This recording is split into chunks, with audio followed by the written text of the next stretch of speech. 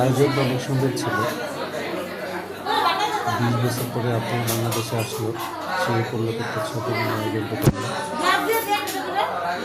তাই সবাই মিলে একটু আনন্দ মজা মস্তি করলো।